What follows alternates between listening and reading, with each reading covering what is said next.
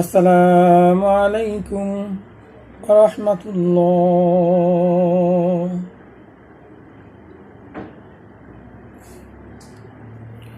আলহামদুলিল্লাহ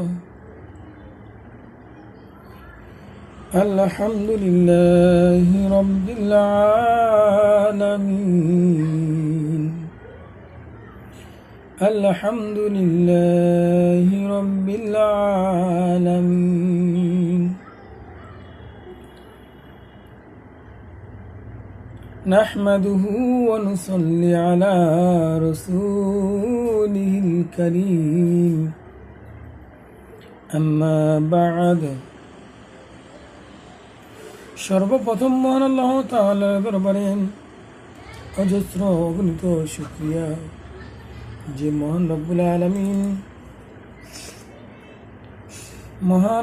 আলামিনের দরবারে অজস্র অগণিত শুকরিয়া যে মহান রব্বুল আলামিন দয়া করে মায়া করে অত্যন্ত ভালোবেসে রহমত দিয়ে বরকত দিয়ে এই দুনিয়ার বুকে সর্বশ্রেষ্ঠ জায়গা মাস্তি সর্বশ্রেষ্ঠ জায়গা আল্লাহ রাব্বুল আলামিন আমাদেরকে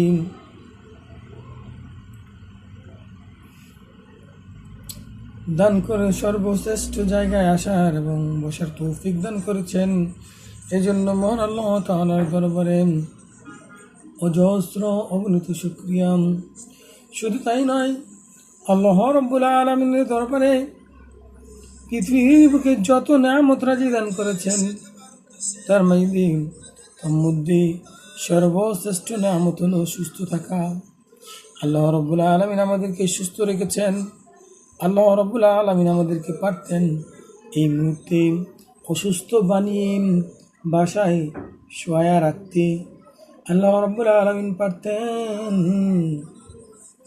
অসুস্থ বানিয়ে হসপিটাল ভর্তি করে রাখতে, কিন্তু আল্লাহ রাব্বুল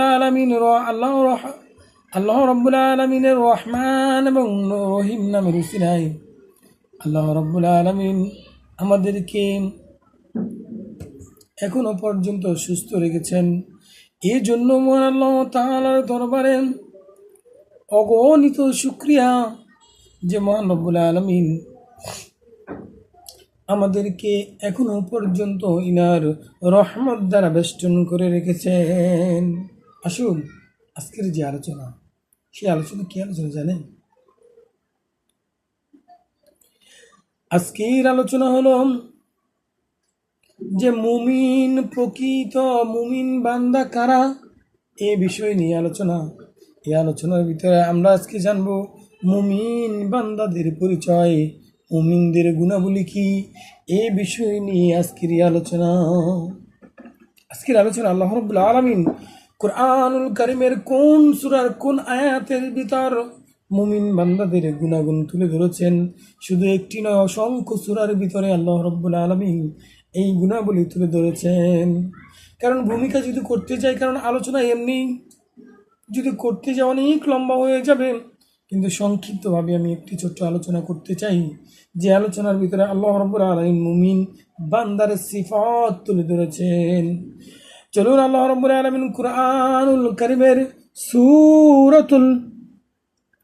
সূরাতুল আনফাল এর 1 থেকে 4 নম্বর আয়াতের ভিতর আল্লাহ রাব্বুল আলামিন ঘোষণা করে দিয়েছেন, ইন্নামাল মুমিনুনা আল্লাযীনা ইযা যুকিরাল্লাহ। এই আয়াতের ভিতর আল্লাহ রাব্বুল আলামিন ঘোষণা করে দিয়েছেন, কি ঘোষণা করেছেন জানেন? ইন্নামাল মুমিনুনা আল্লাযীনা ইযা যুকিরাল্লাহ ওয়াজিলাত কুলুবুহুম ওয়াইযা। আল্লাহ রাব্বুল আলামিন এই আয়াতের ভিতর কি ঘোষণা করেছেন জানেন? যখন তারা, আল্লাহ রাব্বুল আলামিন বলেন, যারা ঈমানদার, তো ওই সব লোক, অর্থাৎ তোমরা ঈমানদারকে চিনতে পারবা এইসব গুণাবলী দেখে, যাদের দিল আল্লাহর কথা শোনার পর কেঁপে উঠে। কি করে? যাদের দিল আল্লাহর কথা বলার পর তাদের ওই দিল কেঁপে উঠি। এক নাম্বার, কয় নাম্বার? যে মুমিন ইমানদার তো ওই সব লোক, এখানে কিন্তু মুমিন বান্দাদের কথা পরে আসতেছেন। আগে হলো ইমানদারকে চিনার জন্য কুরআনুল কারীমে সূরাতুল আনফালের ভিতরে আল্লাহ রাব্বুল আলামিন ঘোষণা করে দিয়েছেন যে সূরাতুল আনফালের ভিতরে আল্লাহ রাব্বুল আলামিন ঘোষণা করে দিয়েছেন, এক নম্বরে দিয়েছেন যারা নাকি ঈমান এনেছেন, যারা নাকি আল্লাহ তাআলার বরকতের কথা শুনবে, আল্লাহ তাআলার হিকমতের কথা শুনবে, জান্নাত জাহান্নামের কথা শুনবে, তাদের ইখলাস, তাদের দিল কেঁপে উঠবে। 2 নম্বর, যখন তার সামনে আল্লাহ রাব্বুল আলামিনের কুরআনুল কারীমের ইকরা বিসমি রাব্বিকাল্লাযী খালাকাল ইনসানা মিন আলাক অথবা পড়বে আর রহমান আল্লামাল কুরআন অথবা পড়বে তাবারাকাল্লাযী বিয়াদিহিল মুলক وهو على كل شيء قدير অথবা পড়বেন ইযা ওয়াকাতিল ওয়াকিয়া লাইসা লিওয়াকাতিহা কাযিফা। এভাবে যখন কুরআনুল কারীমের আয়াত পাঠ করবে অথবা পাঠ করবেন আলিফ লাম মিম যালিকাল কিতাবু লা রাইবা ফীহি। এভাবে যখন ক্রমান্বয়ে কুরআনুল কারীম পাঠ করবে, কি করবে? কুরআনুল কারীম তেলাওয়াত করা হয়, তখন তাদের ঈমান বেড়ে যায়, তাদের দিল কেঁপে উঠবে। এখন ঈমান বাড়বে কিভাবে বুঝবেন? চোখে পানি আসবে, দুনিয়ার কোনো খেয়াল তাদের থাকবে না। তাহলে 1 নম্বর আমরা জানলাম, যখন নাকি আল্লাহ তাআলার বরত্বের কথা, আল্লাহ তাআলার জান্নাত জাহান্নামের কথা, আল্লাহ তাআলার এসব গুণের কথা তুলে ধরবেন, তখন ওই ঈমানদার বান্দার, ওই ঈমানওয়ালা বান্দার দিল কেঁপে উঠবে, দিল কেঁপে উঠবে। 2 নম্বর কি? যখন কুরআনুল কারীম পাঠ করা হবে তখন তাদের চোখ দিয়ে অশ্রু ঝরবে, তখন তাদের ঈমান বেড়ে যাবে। তার লক্ষণগুলো কি? ঈমান বেড়ে যাওয়ার লক্ষণ হলো চোখ দিয়ে অশ্রু ঝরা। একমাত্র দুনিয়ার সকল লোভ লালসা, দুনিয়ার সকল ধরনের খেল তামাশা বাদ দিয়ে একমাত্র আল্লাহ রাব্বুল আলামিনের দিকে মনোনিবেশ থাকা। 1 নম্বর হলো তাদের দিল কেঁপে ওঠা। 2 নম্বর হলো ঈমান বেড়ে যাওয়া। ঈমান বাড়ার জন্য কুরআনুল কারীম যখন পাঠ করা হবে মনোযোগ দিয়ে শুনবে এবং একমাত্র তাদের এই ধ্যান এবং খেয়াল এই কুরআনুল কারীমের দিকে থাকবে।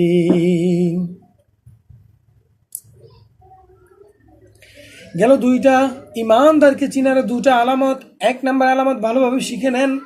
আমি কিন্তু বিস্তারিত আলোচনা করতে পারবো না, কুরআনুল কারীমের বিস্তারিত তাফসীরও করতে পারবো না। এই সংক্ষিপ্ত আলোচনার ভিতর আমি আংশিকভাবে অর্থের কিছু ব্যাখ্যা করে দিচ্ছি। যাই হোক, 2 নম্বর 1 নম্বর হলো ঈমানদার চিনার উপায় হলো কি? যখন আল্লাহ তাআলার এইসব গুণাবলীর সিফাতের কথা আলোচনা করা হবে তখন তার দিল কেঁপে উঠবে। 2 নম্বর হলো যখন কুরআনুল কারীম তেলাওয়াত করবে তখন তার মনোনিবাস, তার ঈমান বেড়ে যাবে। 3 নম্বর, যখন তাদের রবের উপর এবং তারা যত কিছু হবে তাকদীরের ভালো বন্ধ, বিপদ আসবে, আপদ আসবে, বালা মুসিবত আসবে, নিয়ামত আসবে, আল্লাহ তাআলার পরীক্ষামূলক কিছু বালা মুসিবত এসে হাজির হবে, তখন ওই বিপদের সময় একমাত্র ভরসা আল্লাহ তাআলার উপর রাখবে। কোনো নেতার উপর রাখবে না, কোনো চেয়ারম্যানের উপর রাখবে না, কোনো এমপির উপর রাখবে না, কোনো মন্ত্রীর উপরও রাখবে না, দুনিয়ার কোনো ক্ষমতার উপর ওই ঈমানদার বান্দা ওই তার কাছে মুখাপেক্ষি হবে না। 3 নম্বর গুণ হলো কি? একমাত্র ভরসা, একমাত্র আশা একমাত্র দেওয়ার মালিক, একমাত্র কর্ণওয়ালা মালিক, একমাত্র ক্ষমতার মালিক আল্লাহ রাব্বুল আলামিন। দুনিয়ার কোনো নেতার ক্ষমতা নাই, দুনিয়ার কোনো খেতার ক্ষমতা নাই, দুনিয়ার কোনো চেয়ারম্যানের ক্ষমতা নাই। আমাকে হেফাজত করার মালিক হলো একমাত্র আল্লাহ। এই খেয়ালটা দিলে রাখা যে সব কিছু মালিক, সব কিছু কর্ণওয়ালা মালিক একমাত্র আল্লাহ তাআলা। যেমন আমরা কিন্তু অনেক সময় একটা কথা বলে ফেলি যে আমার বড় ছেলে যদি না থাকতো তাদেরকে আজকে না খাইয়া মরতে হইতো, এরকম অনেক কথা বলে থাকি। বা আমার ছোটো ছেলে যদি তাদের দিকে নজর না থাকতো তাদেরকে তারা ভিক্ষা করেও বাদ পাইনি নিলে, এরকম কথা কিন্তু আমরা সাধারণত বলে থাকি। আসলে ও আমার পানির ভাইরা, ও আমার মুসলিম ভাইরা, যারা নাকি নিজেদেরকে ইমানদার বলে দাবি করেন, আপনি কিন্তু একমাত্র আল্লাহ তাআলার কাছে, আল্লাহ তাআলার পক্ষ থেকে সব কিছু হয়। এই দিকে কিন্তু আপনার মনোনিবেশ ছিল না। আপনি বলেছেন যে আপনার সন্তান না থাকলেন আপনার পরিবার না খাইয়া মরতে হইতো, এরকম কথা বলেছেন। এটা কিন্তু শিরিক হয়ে যায়। আমি এদিকে আলোচনা যাচ্ছি না।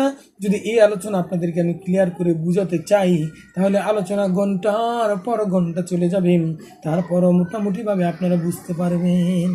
এই জন্য বলবো সাবধান।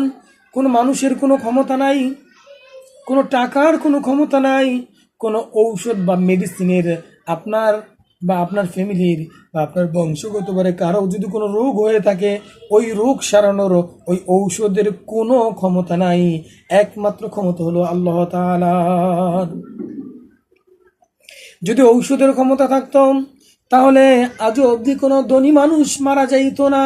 তারা বলতো যত টাকা লাগে এমন ঔষধ রিচার্জ করে বাইর করো, যে যার কারণে যার মৃত্যুর শয্যা হয়ে যাবে, এটা খেলে তারা হায়াত বেড়ে যাবে। তারা কিন্তু এটা তৈরি করে ফেলতো। যে হোক, এদিকে আমি আলোচনা যাবো না। আমি ইমানদারের সিফতগুলো বলতেছি। 1 নম্বর সিফত বললাম দিল কেঁপে ওঠা।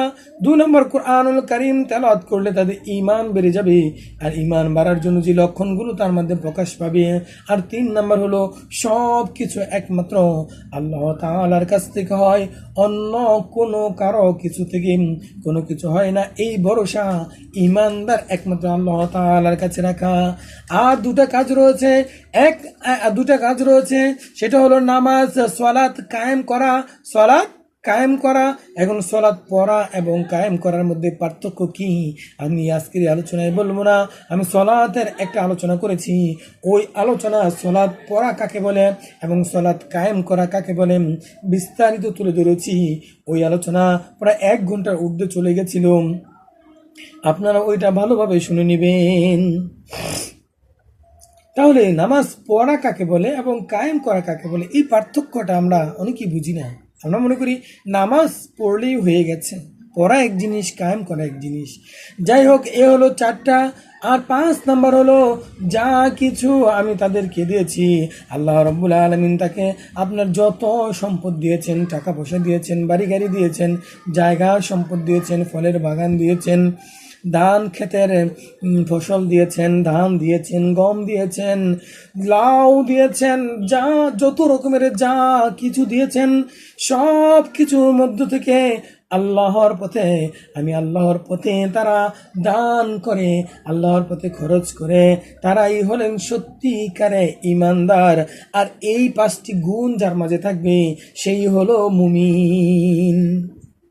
অর্থাৎ ইমানদারের যে সিফতগুলো রয়েছে, এই সিফতগুলো যদি কোনো মুসলমান বান্দার ওপর থাকে এবং কায়েম থাকে সবগুলো, তাহলে ওই বান্দিটা হলো মুমিন।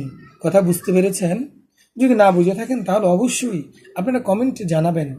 আরও আবার বলে দিচ্ছেন, এটা কিন্তু কোরআনুল কারীমের সরাসরি কোরআনুল কারীমের সূরাতুল আনফালের শুরু থেকে 1 নম্বর আয়াত থেকে 4 নম্বর আয়াতের ভিতরে আল্লাহ রাব্বুল আলামিন সরাসরি ব্যাখ্যার ভিতরে ঘোষণা করে দিয়েছেন।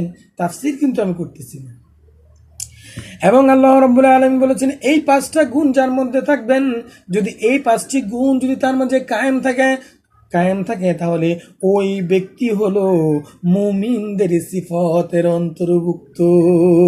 তাদের জন্য আল্লাহ রাব্বুল, এবার মুমিন যদি হতে পারেন তাহলে আল্লাহ রাব্বুল আলামিন ঘোষণা করে দিয়েছেন, ও আমার মুমিন বান্দারা তোমরা শুনে নাও, আমি রবের পক্ষ থেকে তোমাদের জন্য অনেক বড় মর্যাদাময় পুণ্যময় অনেক বড় আনন্দময় জায়গা আমি তোমাদেরকে দান করব। শুধু তাই নয়, আমি তোমাদেরকে দুনিয়ার বুকে যদি চলতে যাইয়া অনিচ্ছাকৃতভাবে কোনো গুনাহ হয়ে যায়, তাহলে আমি আল্লাহ রাব্বুল আলামিন তোমাদেরকে ক্ষমা করে দিব, এবং আমি আল্লাহ রাব্বুল আলামিন দুনিয়াত এবং পরকালে আমি তোমাদেরকে উত্তম রিজিকের ব্যবস্থা করে দিব। কে বলেছেন? যদি এই 5টি গুণ ইমানদার বান্দা করতে পারেন, তাহলে আল্লাহ রাব্বুল আলামিন তিনটি গুণের কথা, তিনটি আল্লাহ রাব্বুল আলামিন তিনটি কিসের কথা? তিনটি ওয়াদা দিয়েছেন। জান্নাত দিবেন কি দিবেন, গুনাহ মাফ করবেন, অর্থাৎ জাহান্নাম থেকে আপনাকে হেফাজত করবেন। আচ্ছা, মৃত্যুর পর গুনাহ যে হবে, গুনার কারণে কোথায় দিবেন? আমাদেরকে জাহান্নামে দিবেন। ও আমার পানির ভাইরা, আলোচনা অনেক লম্বা হয়ে যাচ্ছে, আমি এই আলোচনার সামনের দিকে যাব না। এই অর্থটি আমি বলেই শেষ করে দিব, কারণ আরও একটু আলোচনা রয়েছে, যেটা না বললে নয় আজকের আলোচনা। কারণ সংক্ষিপ্ত আলোচনার ভিতর আমি কুরআনুল কারীমের কোন আয়াতে আল্লাহ রাব্বুল আলামিন ঈমানদারদের এবং মুমিনদের গুণাগুলি বর্ণনা করেছেন, সবগুলো সূরার নাম এবং আয়াতের সংখ্যাগুলো আমি বলে দিব ইনশাআল্লাহ এই আলোচনার ভিতরে। তবে বলে দিচ্ছি, যদি এই 5টা গুণ কোনো ইমানদার বান্দার উপরে থাকে, তাহলে খোদার কসম করে বলছি, নাকি মুমিন বলে আল্লাহ রাব্বুল আলামিন আখ্যায়িত করেছেন। আর যিনি মুমিন হতে পারবেন, আল্লাহ রাব্বুল আলামিন জান্নাতের ওয়াদা করেছেন, জাহান্নাম থেকে তাকে মুক্তি দিবেন এটা ওয়াদা করেছেন, এবং উত্তম রিজিকের ব্যবস্থা করে দিবেন, সেটা কিন্তু আল্লাহ রাব্বুল আলামিন এখানে এই কুরআনুল কারীম এই অর্থের ভিতর দুনিয়াতে এবং আখিরাতে উভয় জাহানে কিন্তু আপনাকে সব জায়গায় সম্মান এবং সকল রকমের বিপদ আপদ থেকে হেফাজত করবেন ওয়াদা করেছেন। আসুন এবার জেনে নেই, আল্লাহ রাব্বুল আলামিন কুরআনুল কারীমের অসংখ্য আয়াতের ভিতর এই রকমের কথা বলেছেন। আল্লাহ রাব্বুল আলামিন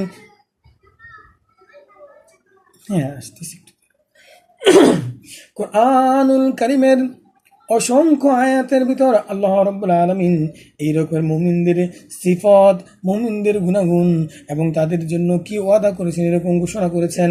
এবার আল্লাহ রাব্বুল আলামিন দেখুন, সূরাতুল মুমিন এর 1 থেকে 5 নম্বর আয়াতের মধ্যে ঘোষণা করেছেন, অবশ্যই মুমিনরা সফল কাম হয়েছে যারা তাদের নামাজের বিনিময়ে এবং বিতের বিনিময়ে যারা বেহুদা কাজ থেকে দূরে থাকেন, যারা যাকাতের ব্যাপারে কর্মতপর হয়, যারা তাদের লজ্জা স্থানের হেফাজত করে, আল্লাহ রাব্বুল আলামিন তাদেরকেও কিন্তু মুমিনের গুণাগুণে আখ্যায়িত করেছেন। শুধু তাই নয়, আমি এবার সংক্ষেপে বলে দিচ্ছি, আলোচনা অনেক লম্বা হয়ে যাচ্ছে। আমরা আজকে জেনে নেই যে কুরআনুল কারীমের কোন আয়াতে আল্লাহ রাব্বুল আলামিন সূরাতুল বাকারার 257 নম্বর আয়াতে ঈমানদার এবং মুমিনদের সিফাত সম্পর্কে এবং তাদের কি মর্যাদা, তাদেরকে আল্লাহ রাব্বুল আলামিন কি দান করবেন, কি পুরস্কারে পুরস্কৃত করবেন, এই বিষয় নিয়ে তুলে ধরেছেন। শুধু তাই নয়, সূরাতুন নিসার 66 নম্বর আয়াতে, সূরাতুল মায়েদার 51 নম্বর আয়াতে, সূরাতুত তাওবার 111 নম্বর আয়াত, 112 নম্বর আয়াত, 122 নম্বর আয়াতে আল্লাহ রাব্বুল আলামিন ঘোষণা করে দিয়েছেন। শুধু তাই নয়, সূরাতুর রাদ এর 28 নম্বর আয়াতে, সূরাতুল ইব্রাহিম এর 27 নম্বর আয়াতে ঈমানদার কারা, মুমিন কারা, এবং ঈমানদার এবং মুমিন যদি হতে পারেন, তাহলে তাদেরকে আল্লাহ রাব্বুল আলামিন তাদেরকে কি পুরস্কারে পুরস্কৃত করবেন এই বিষয় তুলে ধরেছেন। শুধু তাই নয়, সূরাতুল নাহলির 57 নম্বর আয়াতে, সূরাতুল মারইয়ামের 96 নম্বর আয়াতে, সূরাতুল হজ এর 35 নম্বর আয়াতে, সূরাতুন নূর এর 51, 52, 55 এবং 55 নম্বর আয়াতে তুলে ধরেছেন। শুধু তাই নয়, সূরাতুল ফুরকানের 63 এবং 74 নম্বর আয়াতে, সূরাতুল আনকাবুতের 7 নম্বর আয়াতে, সূরাতুর রুম এর 47 নম্বর আয়াতে, সূরাতুল লোকমান এর 3 নম্বর, 5 নম্বর, 8 নম্বর, 9 নম্বর এবং 17 নম্বর ও 19 নম্বর আয়াতেও আল্লাহ রাব্বুল আলামিন তুলে ধরেছেন। শুধু তাই নয়, সূরাতুল শুআরার 37 নম্বর আয়াত এবং 39 নম্বর আয়াতেও আল্লাহ রাব্বুল আলামিন ইমানদার বান্দাদের গুণাবলী তুলে ধরেছেন। শুধু তাই নয়, সূরাতুল হুজুরাতের 7 নম্বর, 10 নম্বর এবং 15 নম্বর আয়াতেও আল্লাহ রাব্বুল আলামিন ইমানদার বান্দা হলে তাদের কি কি গুণ থাকবে তুলে ধরেছেন। এবং এই 5টি গুণ যদি থাকেন এবং এই 5টি গুণ থাকলে ওই বান্দার হবে মুমিন। আর মুমিন বান্দাদের জন্য আল্লাহ রাব্বুল আলামিনের 3টা ওয়াদা করেছেন। কয়টা? 3টা ওয়াদা করেছেন। এই 3টা ওয়াদা করেছেন আমি আলোচনা একটু আগে করেছি, আলোচনা অনেক লম্বা হয়ে যাচ্ছে। শুধু তাই নয়, বিশ্বনবী মুহাম্মদ রাসূলুল্লাহ সাল্লাল্লাহু আলাইহি সাল্লামের ছোট্ট একখানা হাদিস, আমি হাদিস পাঠ করি আমি আজকের এই আলোচনা থেকে বিদায় নিব। তবে বিদায় নেওয়ার আগে বিশেষভাবে এই হাদিসটি বলার আগে বিশেষ একটা কথা জানিয়ে দিচ্ছি। ও আমার প্রাণের ভাইয়েরা, ভালোভাবে শুনে নেন। আল্লাহ রসুল সাল্লাল্লাহু আলাইহি সাল্লাম আমাদের নবী হলেন সর্বশেষ নবী, আমাদের পরে আর কেউ নবী হবে না, এটা নিশ্চিত সত্য। তো আজকে যে ইসলামের যে আলোচনা করলাম, দিনের যে আলোচনা করলাম, এটা কিন্তু বিনা স্বার্থে আমি আলোচনা করলাম। কারণ আমি একদিন পৃথিবীর বুকে থাকবো না, কিন্তু আল্লাহ রাব্বুল আলামিন কুরআনুল কারীমের কোন আয়াতের ভিতর এই মুমিনদের গুণাবলী সম্পর্কে তুলে ধরেছেন আমি কিন্তু আজকে আপনাদের কাছে পৌঁছে দিয়ে গেলাম। এবং আমি আপনাদের কাছে আরও একটি কথা রেখে যাচ্ছি। আমার এই দায়িত্বটি রসুল যেমন আমাদের ওপর অর্পণ করে দিয়ে গেছেন, আমার ওপর অর্পণ করে দিয়ে গেছিলেন, আমি আপনাদের কাছে বলে দিয়ে গেলাম, আমি আপনাদের কাছে দলিল সহ পেশ করে দিয়ে গেলাম। আপনারা কিন্তু এটার প্রচার প্রসার করতে ভুলবেন না। আপনার ভাই, আপনার মেয়ে, আপনার ছেলে, আপনার যত রকমের আত্মীয় স্বজন, প্রতিবেশী, বন্ধু বান্ধব রয়েছে, যারা নাকি ইসলামের পথে চলে, যারা নাকি ঈমান এনেছে এবং যারা নাকি ঈমান আনে নাই, সকলদের কাছে পৌঁছে দেওয়ার দায়িত্ব হলো আপনাদের। এই দায়িত্ব আমি রেখেই আমি আজকের এই আলোচনা শেষ করব। তবে শেষ করার আগে আন আবি হুরায়রা রাদিয়াল্লাহু তাআলা আনহু قال رسول الله صلى الله عليه وسلم, আমি অর্থটা বলে দিচ্ছি। হযরত আবু হুরায়রা রাদিয়াল্লাহু তাআলা আনহু হতে বর্ণিত, তিনি বলেন, বিশ্ব নবী মুহাম্মদ রাসূলুল্লাহ সাল্লাল্লাহু আলাইহি সাল্লাম বলেছেন, মুমিন বান্দাদের ভালোবাসা ও দয়ার প্রতি ওই ব্যক্তির মধ্যে কোনো কল্যাণ নেই যে কাউকে ভালোবাসে না এবং কারো ভালোবাসা পায় না। বুঝতে পেরেছেন কি বলেছেন? রাসূল করিম সাল্লাল্লাহু আলাইহি সাল্লাম মুমিন ব্যক্তির ভালোবাসা ও দয়ার প্রতীক, অর্থাৎ যারা মুমিন বান্দা হবে তাদের মধ্যে মানুষ যখন একটা কথা বলবে বিশ্বাস করে ফেলবে, মানুষ যখন তার কাছে হাত পাতবে ওই হাতের কারণে বিশ্বাস করে ফেলবে, অর্থাৎ তারা হবে ভালোবাসা এবং দয়ার চিহ্ন, দয়ার প্রতীক। তাদের কাছে হাত পাতলে, তাদের কাছে কোনো কিছু বললে, আপনি যদি মিথ্যা কথা বলে থাকেন, বানোয়াট কথাও বলে থাকেন, তারপরে সে বিশ্বাস করে নেবে, কারণ সে হলো ঈমানদার। আর ওই ব্যক্তির মধ্যে কোনো কল্যাণ নেই যে কাউকে ভালোবাসে না এবং কারো ভালোবাসা পায় না। এজন্য মুমিন বান্দারা যখন নাকি মুমিন বান্দাদের সামনে কোরআন তেলাওয়াত করা হয়, তাদের তাদের দিল মোমের মতো গলে যায়। এজন্য আজকের আলোচনার সামনের দিকে যাব না। সকলের ইহলৌকিক দুনিয়ার বুকে চলতে যাইয়া যত রকমের বিপদ আপদ বালা মুসিবত রয়েছে, আল্লাহ রাব্বুল আলামিন সকলকে যেন সকল রকমের বিপদ আপদ থেকে হেফাজত করেন। খাস করে মানুষ শয়তানি থেকে যেন হেফাজত করেন এবং জিন শয়তানি থেকে যেন আল্লাহ রাব্বুল আলামিন হেফাজত করেন। এবং মৃত্যুর পর যেন আল্লাহ রাব্বুল আলামিন সকল রকমের বিপদ, ফুলসিরাতের বিপদ, কবরের বিপদ, হাসরের বিপদ, মিজানের বিপদ, ফুলসিরাতের বিপদ, জাহান্নামের বিপদ, সকল রকমের বিপদ থেকে যেন আল্লাহ রাব্বুল আলামিন হেফাজত করেন। এই জন্য আমি সংক্ষেপে এই কথাটা বলে থাকি, আল্লাহ রাব্বুল আলামিন আমাদেরকে যেন ইহলৌকিক সকল ধরনের বিপদ আপদ থেকে এবং পরলৌকিক সকল ধরনের বিপদ আপদ থেকে যেন আল্লাহ রাব্বুল আলামিন আমাদের সকলকে হেফাজত করে, এই কামনা ব্যক্ত রেখেই আমি আজকের এই আলোচনা থেকে বিদায় নিচ্ছি। আসসালামু আলাইকুম ওয়া রাহমাতুল্লাহি।